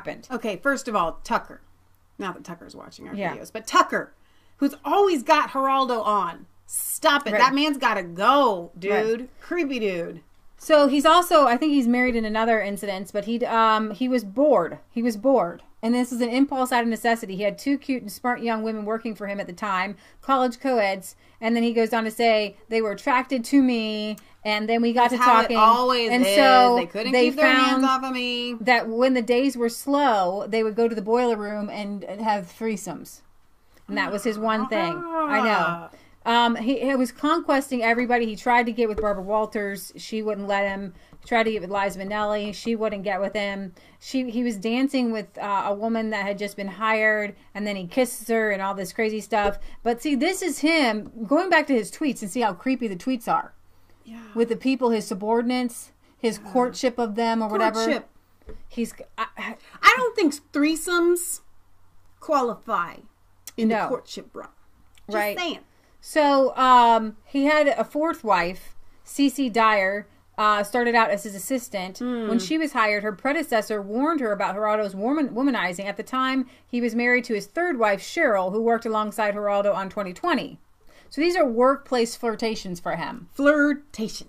He's married to his Just a third little wife, flirting with his fourth wife. But when Cece was promoted from his assistant to a production assistant that got to travel with the 2020 crew for Story, something changed for Riviera, and then there was this moment, and she just loved it, and she fell in love with him. Okay, and then that's awesome. Yay for her. And let's see, Geraldo married Cece, and the two stayed together until their divorce in 2000. He talks about Riviera. He talks about his things as flirtations, but the thing of it is he was on a power trip, randomly going around because he was the head honcho, throwing his body around, throwing his male genitalia around, thinking that everybody wanted to sleep with him. What is marriage to him? And so this is the mindset. Now, he has come out against Trump for being a pervert. He came out against Roy Moore. Yeah, he came out against Roy Moore for being a pervert, and this guy is the lowest of human beings. This is sexual deviancy. He's a sexual deviant. Right. And what he does, his sexual activities, are not normal. Right. All right? So even if we could take away an instance such as Bette Midler where it wasn't invited, we can have all of the invited instances together. They are not normal. And that shows a pattern of insanity. All right? I don't pull any punches here on Resistance Chicks. God created a man and a woman and a beautiful relationship within that. Anything outside of that is not normal, and it shows a brokenness of the mind, and these types of people should not be in leadership positions, especially if they are giving currently political commentary, trying to give advice to other people. Exactly. So that was my funny for Geraldo Rivera for the day. Yuck. All right, so we are pushing 2 hours. We're almost there. Done. Do we have anything else you need to cover? Nope.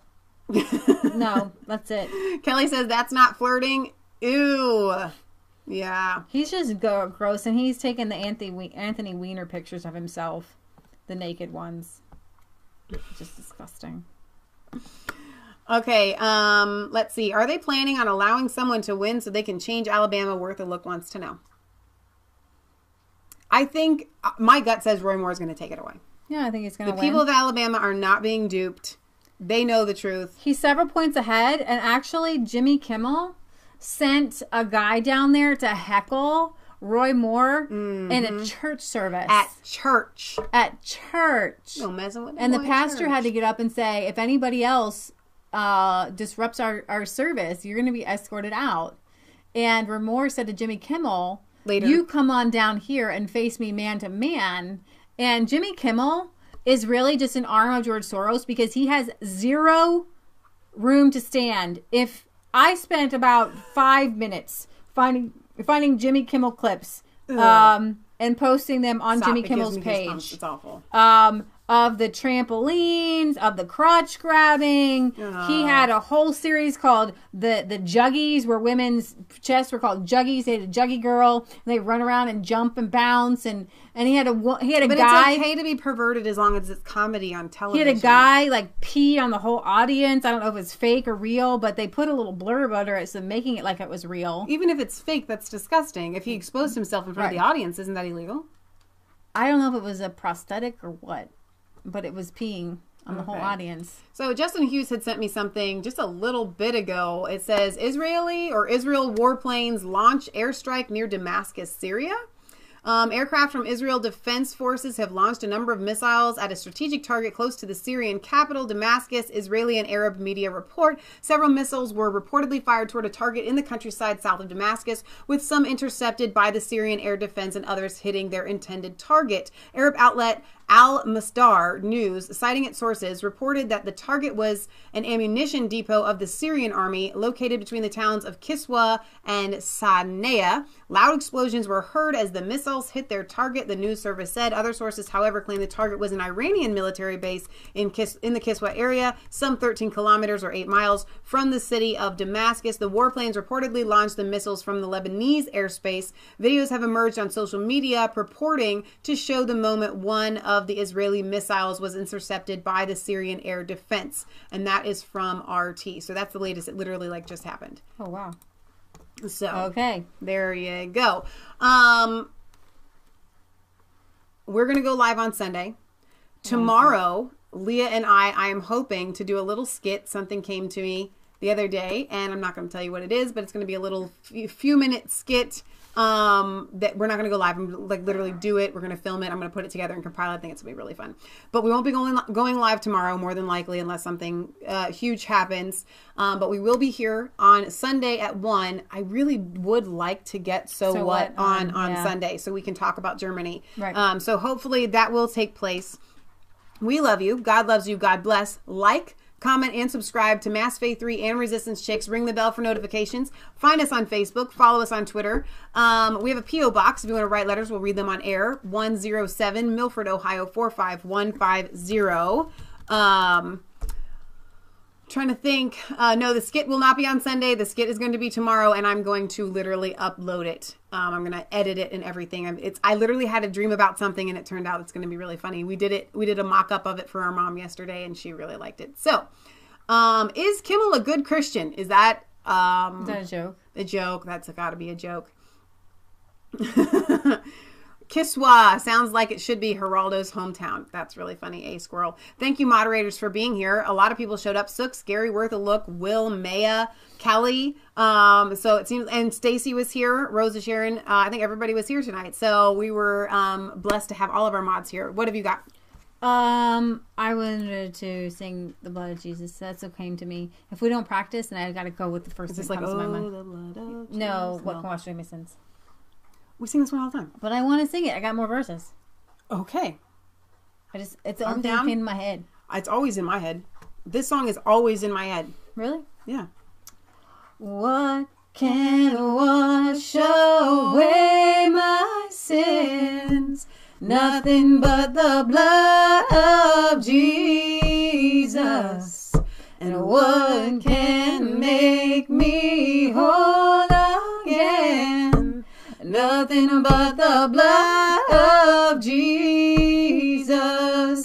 No, precious is the flow that makes me white as snow.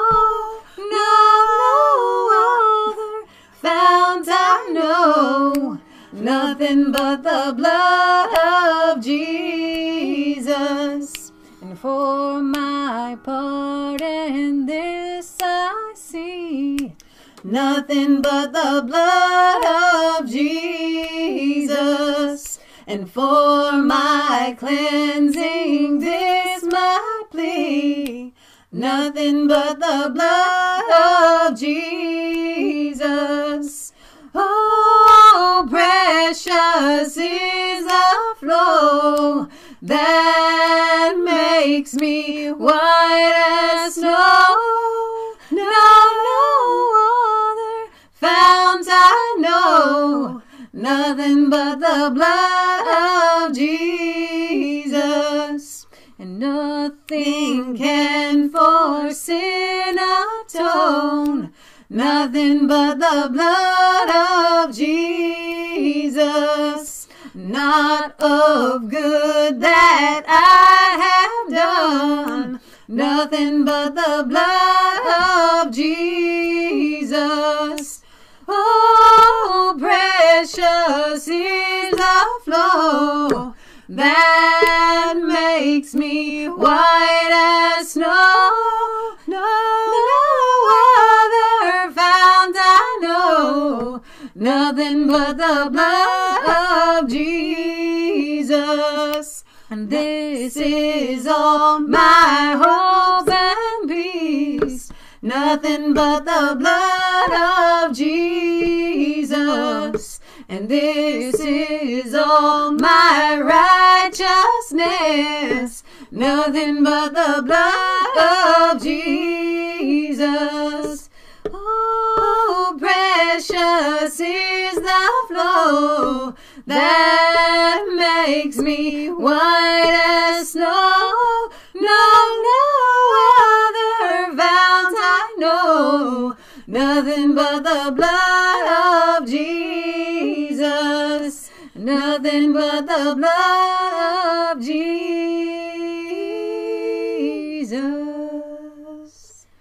Very good. All right. So thank you guys for being here. There were a lot of really good comments. And I know I say that every time, but seriously, I missed a lot of comments reading them out loud. So please, please, please, as soon as the video processes, put your comments in the comment section. Also, I don't need to tell you guys this, but in the description, we have friends, moderators, and friends that sell products.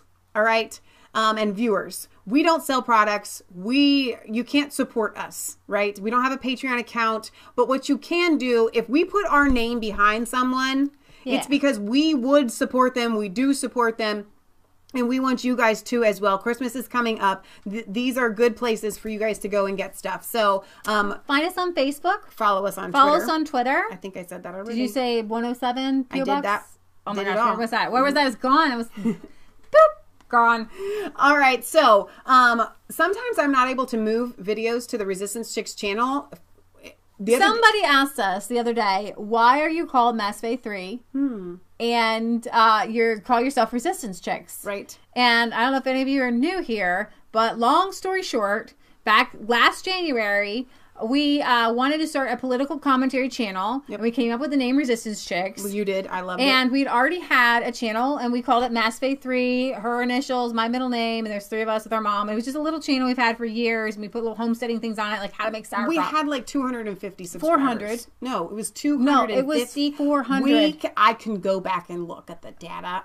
It was 400. Well, it went up and down, but it was 250 when we started. It was 400. Okay. It was somewhere between 250 and 400. Yeah. Anyways, so we had a few subscribers, and anyways, we just put up videos for the heck of it, sermons and whatever, and we didn't want to bother our few subscribers with all the political commentary. Right, like homesteading. Like I don't want to like flood the homesteading viewers with politics. So we decided that we would have 2 channels and start the Resistance Chicks. And so for a while there, we put up the same exact videos on the same channels to kind of like get our one viewers over there. Yeah. And what happened was with the YouTube algorithms, because the one channel had been... it had a ton of views because a couple of videos had gone viral. And people didn't necessarily subscribe, but we had some that were up there in like 100,000 views. Yeah. And we had been there for a long time. And so they would put that older channel, well established, up in the front of the search results. And so we put the same video, same title, and all the people came to Masfay 3. And we figured it had to be the Lord, that God wanted people. God wanted us to meld the channel, so it wasn't that we were separate. Resistance Chicks here, homesteading stuff here, because who we are is the homesteading stuff. I actually used to do a lot of sermons, like little, oh, God gave me a word. There's a couple that God's laid on my heart to do lately, and I haven't done them because I'm like, well, I don't want our Resistance Chicks viewers to have to watch that. And we talked about changing the name of Masfay 3 to Resistance Chicks. Yeah, I know, but it doesn't feel right. No, we're just not sure what to do. So I'm glad that you found us. Alan says, Michelle, listen to your elder. It was 400. Elder, it was 400. It was 400. Absolutely. Because if that's what it takes to acknowledge Leah's elderness, we'll do it. Richard, I'm really curious. You said Resistance Chicks is a great and catchy name. It caught my attention when Cleveland Street Preacher told me about you girls. Who is this Cleveland Street Preacher that you have capitalized? I'm guessing, is that a YouTube channel? I'm really curious about that. You know, a lot of our UK viewers will tell us, like Britt Boz all the time, he's like, you girls are popular in the UK. And I don't quite get that. What does that even mean? I mean, I can't imagine you running into somebody on the street and them knowing who we are. It kind of blows my mind. However, Britt Boz did run into somebody who he's like, you need to watch this channel. And his friend was like, already there, mate, Ian. And Ian wants to do an interview with us. So I think we might be doing that Zyger party. So we shall see how that goes. All right. Even Resistance Chicks viewers need to hear a word from God. Well said. No insanity. I like that.